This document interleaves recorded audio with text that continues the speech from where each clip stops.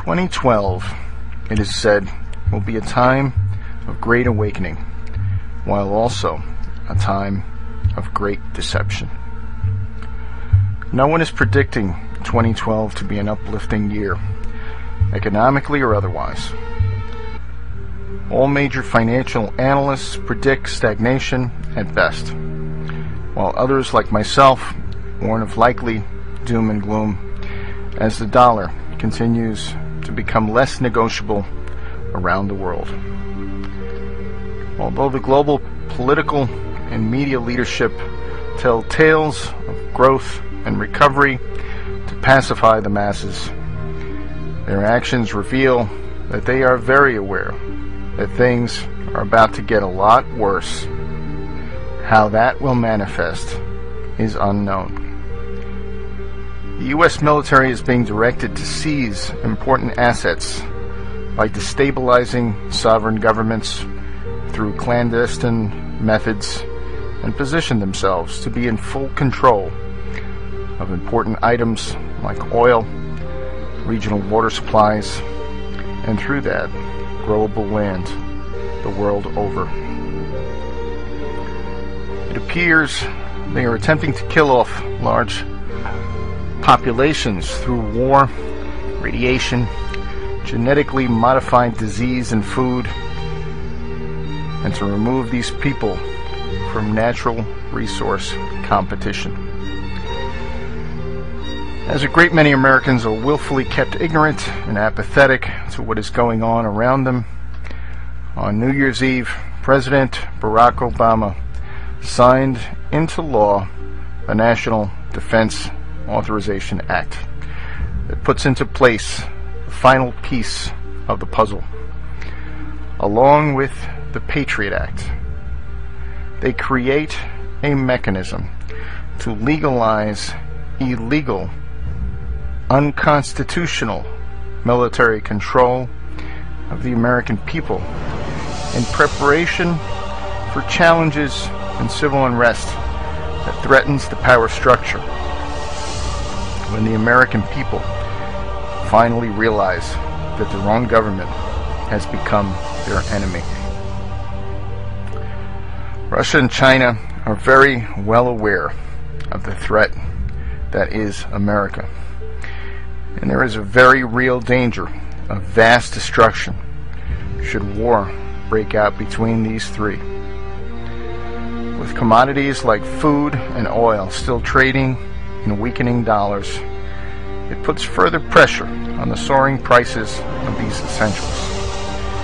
All signs seem to indicate that the cost of living in dollar-based economies will likely rise dramatically in 2012 as well. Since 2012 will likely be another tumultuous year for the global population who are already sliding on the razor's edge of poverty, it's important to prepare accordingly. Here are 10 things to do in 2012 that will help you survive economic fluctuations and even full-blown collapse. Number 1, learn new skills. The best insurance you can take out for an economic downturn is learning new skills. Skills that people will need is the only true form of wealth that no one can take from you. Examples of skills to survive economic collapse can be organic gardening, food storage, food preparation, animal husbandry, construction, sewing, candle and soap making, first aid and natural medicine, hunting and fishing, alternative energy, mechanics, anything else that fills basic human necessity. Many other skills are viable as well should society not deteriorate completely. Such skills as writing, communicating, organizing, computers are beneficial to have regardless of economic conditions. Number 2, improve your health, both mental and physical.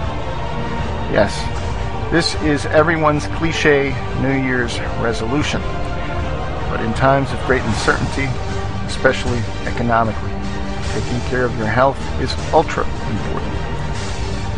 When each week may be a make or break it financially, very few can afford to lose a week or more of productivity because of illness. Additionally, great stress is likely facing everyone in 2012. Being mentally prepared is crucial in dealing with this uncertainty and pressure. Thus, full spectrum health of body, mind, and spirit will be vital to survive and thrive in tumultuous times. Storing a supply of medical needs like antibiotics, bandages, etc. would be highly recommended. Store backup food. The overall global food price index increased by 33% from January 2010 to January 2011. Did your income rise that much in 2011? Did the value of your investments increase by that much in 2011? If not, storing extra food is far more practical than maintaining a savings or investment account. And in terms of withstanding a possible collapse of the dollar or economy in general, you'll be in much better shape than if your resources are in a banking institution. You could raise animals such as chickens, ducks, rabbits, and dairy goats and grow plants in gardens for sustainable sources. But storing food is an absolute necessity. Rice, sugar, flour, noodles, beans, canned meat are basic starting point. Don't forget your cooking utensils. Number 4, create a how-to library. There is no way to learn all the things that may be useful in times of severe economic distress. Many of us rely on the internet as an immediate accessible library of how-to information. However, if something were to happen to internet access in 2012, which is clearly under threat of censorship and control, it's important to build your own personal library of useful how-to knowledge. They may prove priceless in times of need. Number 5, start a side business. Waiting for the government or anyone to create jobs is futile and foolish. The world has clearly entered an age of prolonged economic downturn where manufacturing jobs are unlikely to return with any significance. It's time to focus on creating something for yourself, whether you're currently employed or not. Learn to forage for deals and small earnings. Learn to create. Start a small side business and build the foundations for an additional stream of income with something you're passionate about. Teach something, repair something, or making something that will be of service to others. Number 6, gather tradable goods. If things go from bad to worse, besides food, there are many things that will be valuable to have stored up. First, consider your personal needs and overbuy those items. Things like toothbrushes, soap, candles, baking soda, first aid products, alcohol, and medicine. There are also several survival goods that you should backstock, like cooking oil, fuel, lighters, seeds, weapons and common ammunition, batteries and hand tools. These are regularly used in daily life and won't ever go to waste. But they also have a great trade value should times get tough. All of these items can be picked up very inexpensively. You keep your eye on the deals and you buy in bulk. Number 7, building community alliances. Everyone needs a supporting tribe when times get tough. Inform your family and friends of your plans to prepare for the worst and the new business ventures you're engaged in. Encourage them to get involved with you in any capacity that makes sense. Seek others in your community already doing these things and collaborate with them. Support local businesses and local food cooperatives. Go to your town hall and city council meeting and suggest community activities that increase self-sufficiency of the area to cushion any disruption. Number 8, alternative energy. Having any source of alternative energy is just plain smart for any circumstance. A backup generator, whether solar powered or gas, is imperative for those who live in cold climates, along with wood stoves and fireplaces, prone to electric outages in the winter. But imagine if the lights go out for an extended period of time. Solar hot water, a solar-powered chest freezer, a solar oven, and a small generator will provide a high level of self-reliance for energy with minimal investment, and don't forget any replacement parts and tools you might need. Number 9, water purification. Water purification. Clean water is so vital to your health and survival that you should acquire several ways to purify water. First, before a disaster strikes, test your water now. You may be surprised to discover that, disaster or not, your water may already be contaminated with countless toxins, including sanctioned additives like fluoride.